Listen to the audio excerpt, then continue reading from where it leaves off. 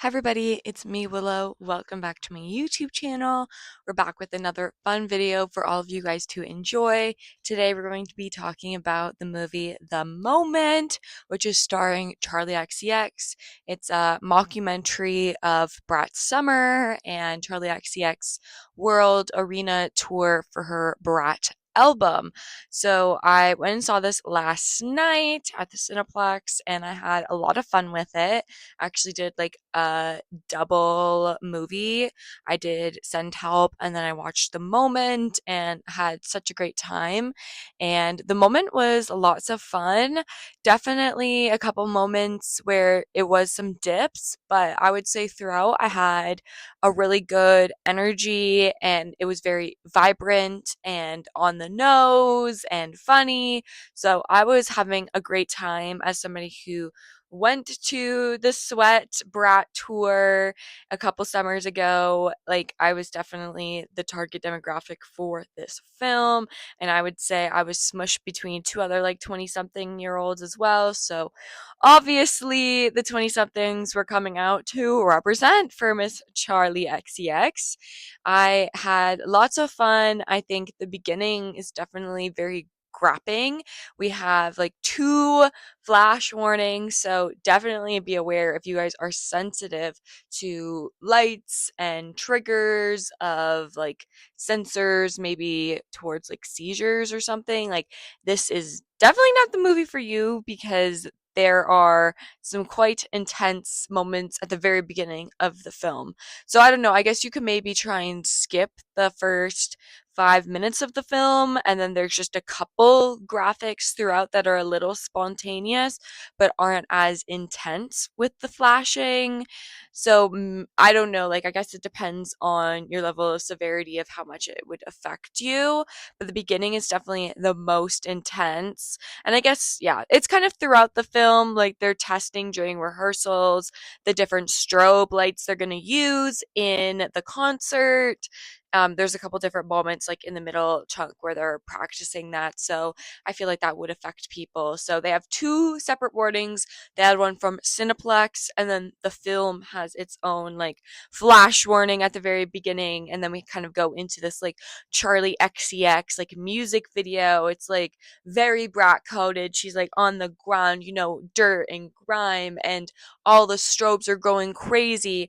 And then it kind of ends and she's like on the ground, and you can really see like the energy of her face like kind of drain, and you realize, oh, she's doing a take for a music video and they're asking if she can go again at like that high full energy. And I've never filmed a music video or anything, but I was a musical theater kid, just bragging that there. And, being on the stage is quite a lot, and you're going full out in like a dance number, and you thought, you did the most perfect take ever, and then your choreographer is like, let's go again, give it full energy, and you are just like on the brink of exhaustion. And for Charli, at that peak of this moment, like, I think that beginning really shows her state of mind as like an artist. And I think this is like, obviously it's a mockumentary, it's satire, it's kind of playing on itself a little bit, but I think it's also directly speaking to the audience and telling us what Charli has gone through these past few months of surgence of this fame. Like, she's been this artist that has been working for over a decade in the industry. She has several albums, she's had albums leak, and then she's had to restart projects. She's left different agencies, different labels. Like, she's really been trying to build herself up for over a decade, and she's been, I don't know if like lost is the right word, but she's never been able to like grip the mainstream audience until this brat moment. So I think this film is really trying to show the artist's fear of being once again lost to the masses and just being this unknown name who's working so hard to prove their artistry.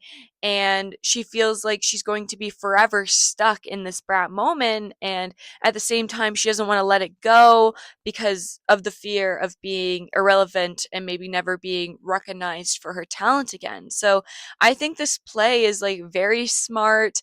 I think Charli is doing the correct moves of somebody who was at this height last year with Brat's, or 2 years ago, I guess, at this point now with Brat Summer, and just how crazy the movement was to be like authentic and grungy and dirty and just go out and have fun and party and live your life and be in the moment.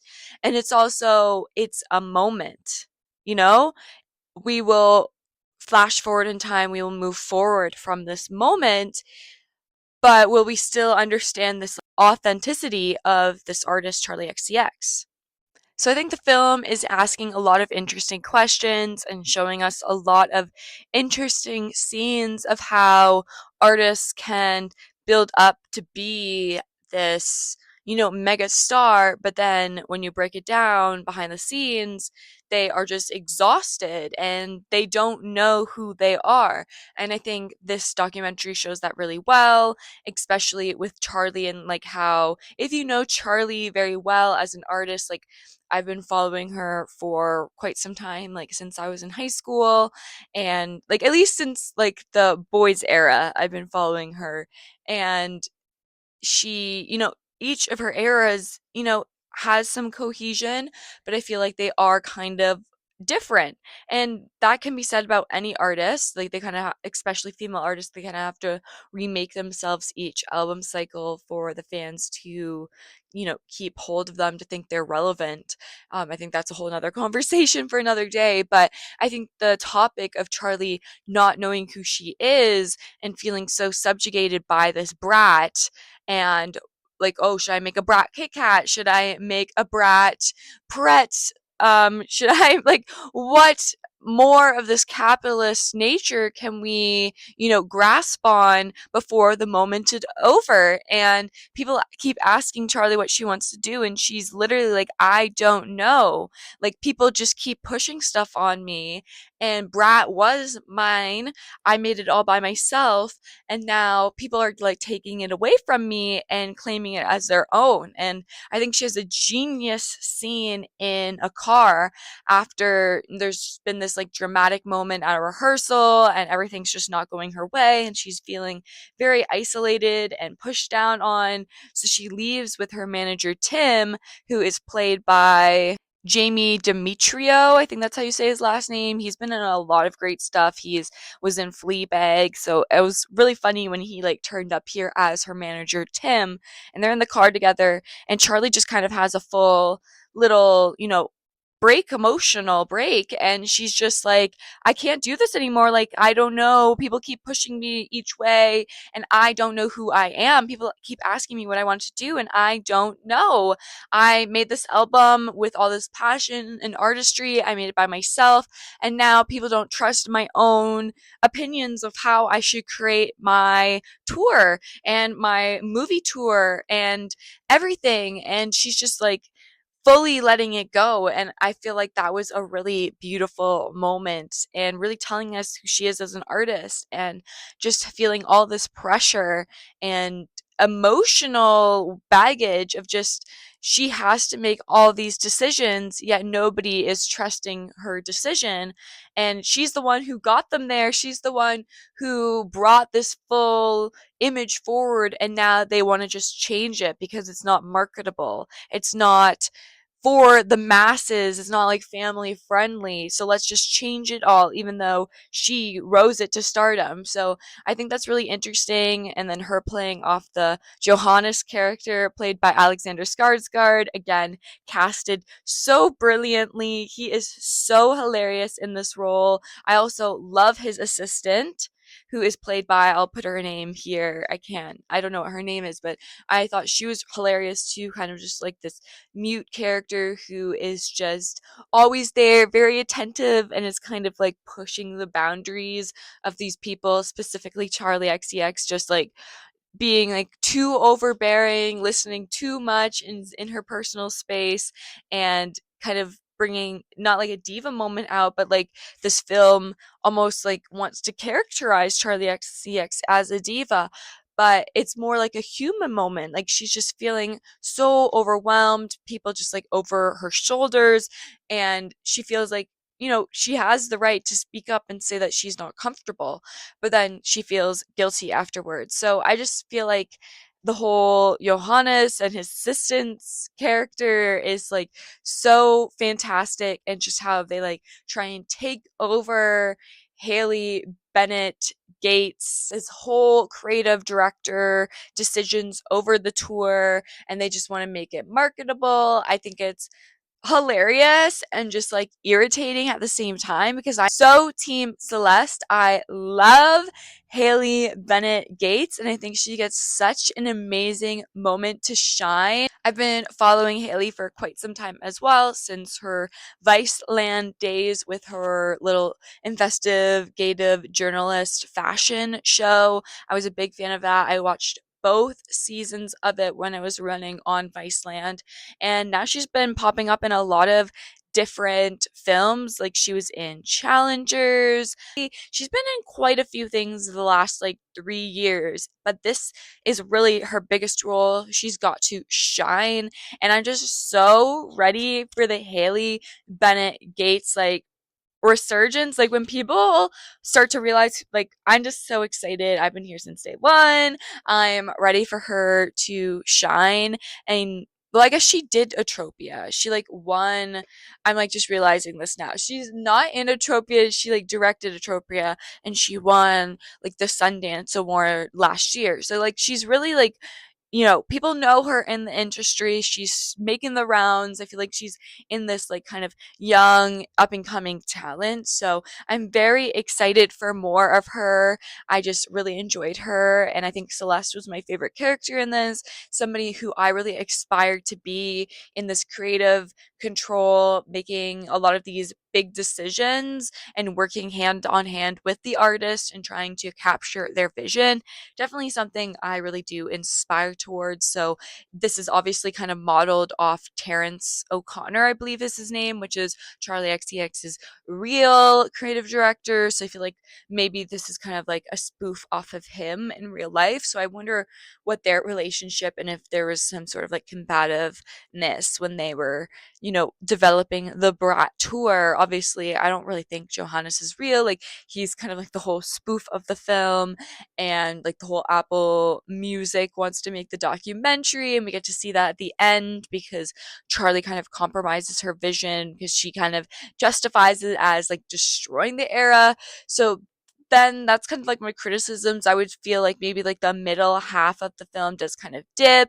We do kind of get brought back up a little bit, but then again, we do kind of dip near the end of the film, and I feel like it does drag just a little bit. Like I don't love the voicemail. I feel like it's a little bit of a recap, and I feel like we could have tried to find a little bit better of an ending. I know Charlie's trying to also say this is the end of this Brat era. Like I want to be Charlie XCX. I want you guys to love me as an artist and not just for Brat. So I feel like she is really trying to put her stamp on let's end Brat. I want to be this creative artist. She has Eutropia coming out very soon, which I saw back at TIFF. I thought that was kind of a mediocre film, but it is very interesting because it's kind of all independently made. So it is very interesting. So I do suggest you guys go check it out. The trailer is out now for people to see. She's also in Sacrifice, which has Chris Evans and Anna Taylor-Joy in it as well. And again, kind of a little mediocre film. I saw it back at TIFF, but it's exciting to see how much, cinema she's doing. She's also in I Want Your Sex with Greg Araki, which premiered at Sundance along with The Moment. So she's definitely in a lot of films. She has the soundtrack for Wuthering Heights coming out just like next week when this review is coming out. So she's really building her name in the industry. So I love that she kind of did this mockumentary tour video to kind of put her stamp on Brat is over, guys. Like, let's end it. It was great while we had it. We still can live the Brat moment and like give our all and be authentic. But I like that she wants to be an artist. She wants to be somebody who's credible. She wants to be somebody that people can look to, not as just like the Brat theme, the Brat image. So I'm very excited for Charli XCX and see what will come forward with her. I do I did have a lot of fun with this The Moment mockumentary. I really did love the music as well, which is from A.G. Cook, one of her collaborators she's worked with for a really long time. So I do think that was great. I also thought it was interesting, again, like we don't hear a lot of the Brat album. We only hear maybe like 3 songs from the album, and they're all very short little snippets, except for the one I May Say Something Stupid, with I think is perfect for the moment. It's really showing us, who she is in that moment, and the stripped down, just everybody thinks she's this like big party animal, and like that's one part of Brat, but it's stripped down, and a lot of it's about being insecure and not knowing what she needs to do in this future as a woman and growing up and being a business person. So I do think that I Say Something Stupid, where she's like raised up in the air, is very poignant. And I think is a great moment that really does bring the film kind of back to its center after being kind of lost a little bit near the middle of the film. So I do think it's interesting. We don't hear much of her music. It's more of the A.G. Cook soundtrack, which is a lot of the just like the beats, EDM, like the oomph, oomph, oomph. So I really do like that. I think the costume's really fun. I like how she kind of has a moment with her costume designer where he's like, oh yeah, I had to postpone my honeymoon, but it's going to be okay. We're going to go on in a couple weeks because this whole tour and the Pratt thing will be over. And again, it's kind of like leading Charli to kind of judge herself and be like, is this going to be all over? Are you guys going to all forget me and not need me anymore? I also thought a great moment was Kylie Jenner's cameo when they're in Ibiza and they're getting these facials, and Charli's just been scrutinized by the facialist, basically saying she cannot be treated by her because she has like no elasticity. She is so stressed out mentally, like she just is not penetrable by her treatment. And Kylie is just like, oh, I come here specifically for Maria for her facials. She's really helped to heal me, as being this mother and this businesswoman just running all over the place. And of course, Kylie looks like this beautiful, like Barbie slash Bratz doll. Her tits are just perfect. Her lips look flawless. Her skin and her hair is just everything's put together. And we're looking at Charli, who's so red in the face. Her hair is like huge from the humidity. She's in this robe, just with all of these products that she's been forced to buy. And it's just like this contradiction of like, oh my God, like, what am I doing as this person? And Charli's been pushing back against Johannes, and Kylie's like, oh, I'm so jealous. I wanted to work with Johannes, but he was busy with you. So Charli's just like rethinking all this stuff and being like, maybe I need to be more like Kylie. She seems so successful and has everything put together. So, she kind of compromises her vision and concludes, oh, I'm just going to like do Johannes's like marketable, friendly family version to like kill Brat. So I don't love that part. That's like kind of my criticism. I feel like that was a little bit rushed. The whole ending with that decision and the Apple Music trailer being played and the voice note to Celeste. I don't love that whole wrap up at the ending. I feel like they weren't 100% sure where they wanted to go with the end. So they kind of did that to wrap it up really quick. I'm not sure of the best way of how they could have wrapped up the film, but it's just not like my favorite ending. But I did have lots of fun with this. I definitely am going to watch it again when it comes out on VOD or on streaming, because I'd love to just kind of like chill at home in my bed and like watch it. Um, I had a lot of fun. So I definitely suggest you guys go check out The Moment if you guys haven't seen it yet.